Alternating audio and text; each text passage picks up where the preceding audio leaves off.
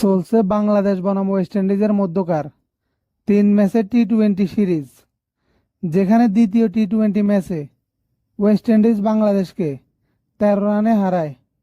আগে ব্যাট করে West Indies সংগ্রহ করে 9 উইকেটে 149 রান।